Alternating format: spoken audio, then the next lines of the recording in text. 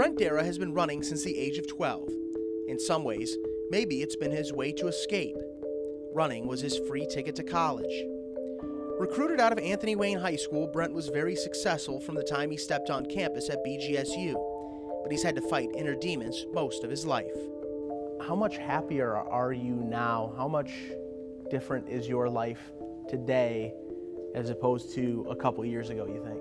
Oh, dramatically. Like, I'm so much happier, I can't believe it. You know, like I said, there were so many times that I wanted to just give up. I just wanted to quit. You know, I wanted to commit suicide on a number of occasions just because I just felt like I would never get to the happy place. But I'm in a way better place now. I feel great about myself every day I get up. You know, there's always times where I feel like, all right, you know, I'm not feeling my best today, but there's other days where I feel like, dude, I'm on top of the world. Like, I look in the mirror and I'm like, nice, man. Like, I look great today. Like, I feel great about myself today, you know? Definitely a better place. The struggle started back in high school, but carried over to college. He doesn't talk about his past. He doesn't reference his old name. He is Brent, but he was recruited as a member of the women's cross-country team. When did you realize that you weren't as happy as you needed to be, you think? Definitely, I would say junior year of high school. I really started to have some serious issues with myself. I never really liked going through puberty anyways. That was always a hard thing for me to do. The first time I ever had to wear a bra, I cried. I was like, this is terrible. I hate everything about this. Then of course, you know, I got periods and stuff, and I was like, I didn't sign up for this. Like, there was just a lot of like hate about it. But you know, I was like, at the time, there's nothing I can do about it, you know. So I just kind of lived with it, whatever, just went with it. But yeah, definitely in my later years of high school, I felt like there was a lot of struggle with myself. You know, I came out as a lesbian in my sophomore year of high school because I figured, okay, so like must be the problem then. This is what I'm feeling internally, you know. This is why I have these problems. But I felt like that still wasn't quite right for me. You know, I was like, it solved like part of the problem. It helped me feel a little bit better about myself, but I still felt like there were some things that are a little deeper that didn't make me feel quite right. But yeah. It wasn't until he got to Bowling Green that he realized what was missing. He changed his image, began wearing men's clothing, and cut his hair. But something was still off. That's when he had his first conversation with cross-country coach Lou Snelling. Knocked on his door, and he looked surprised. He's just like, Brent, already done with your mileage? And I was just like, Coach, no. He's just like, okay, well, come on in. So I mean, before I even sat down on the chair to start talking to him, like I already had tears streaming out of my eyes, and I just like told him, I was like, Coach, like I want to kill myself. Like I need help. Like I'm having all these problems, and I don't know what to do about it. Shortly after, Brent told his coach that he was transgender. He was born a female, but in his heart knew he was a male. The tough conversation was over. It was March of 2014, his freshman year of college, and the idea of transitioning to become a male was a reality. What did your teammates on the women's team think, feel, say? How did they take the whole thing?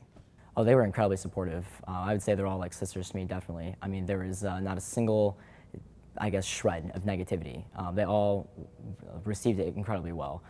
They tried their very best to change the name as quickly as possible, tried to change the pronouns as quickly as possible to just make me feel great about myself, you know?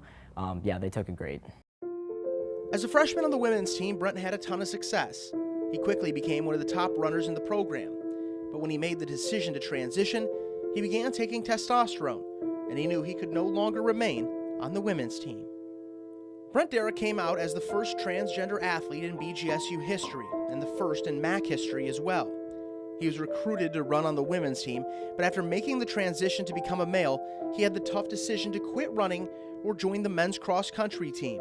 Coach Lou Snelling let him join the men's team, no questions asked. It's been an interesting process, and you know, you have this person that just wants to be happy and wants to be themselves, and it's been a big transformation, and I think a piece of that definitely is just that happiness, so that's been nice to see. My definition of success changed dramatically. You know, I was very good on the women's team. I came in my freshman year and I was the second place finisher on the women's team consistently, you know. And it was hard for me to give that up because I was like, man, I'm so good. Like, I really peaked as an athlete in college. And to just have to move to the men's team and just give all that up, that was definitely challenging. But like I said, I tried to make it a more positive thing and change my definition of success. Not care so much about the times, the places, the numbers, you know, but care more about like, okay, you know, this is the time I got in this workout this time. Can I maybe do better this time? This is how many miles I ran this time. Can I run it, you know, more this time? Can I try to keep up with this many people this time? You know, try to make it smaller things that I could, you know, I guess kind of go off of instead of caring so much about like how many, seconds can I shave off this or whatever, The idea of joining the men's team was okay on paper, but he still had to face the team, and their reaction was better than he could have ever imagined. They were just like, dude, like we like greatly respect you for first of all coming to us and telling us this. We have a lot of respect for you as a person. You're like a brother to us, man. Like we like you as a person as well. You're always welcome on our team, and we've got your back basically. How'd that make you feel? It's great, man. Like it was always very stressful for me to think like, how is this transition really going to go? What is it really going to be like for me to move from one team to the next team? Like how is that going to feel for me? I didn't want to make it seem weird for them, because it's I felt like an outsider, kind of moving into their their dynamic. They already had great team chemistry. I felt like I was going to go in there and screw it all up, But it felt like a weight had been taken off my shoulders just to know that they were cool and receptive about it. I also got a haircut, much needed. A little bit shorter, keep it a little bit shorter.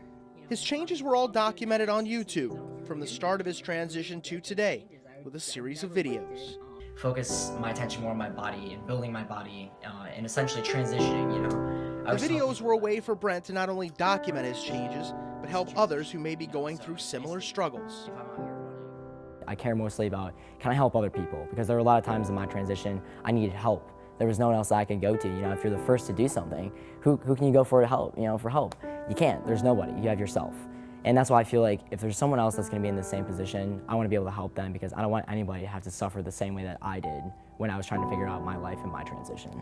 It's almost hard to picture Brent at the very beginning now. For me, I think of Brent as Brent, and he's just another dude, and fairly happy guy at this point. And there was points in the process where that wasn't the case. There were some real challenges, and he had some really tough moments. And but yeah, now I think we're more on the other side of this thing, which has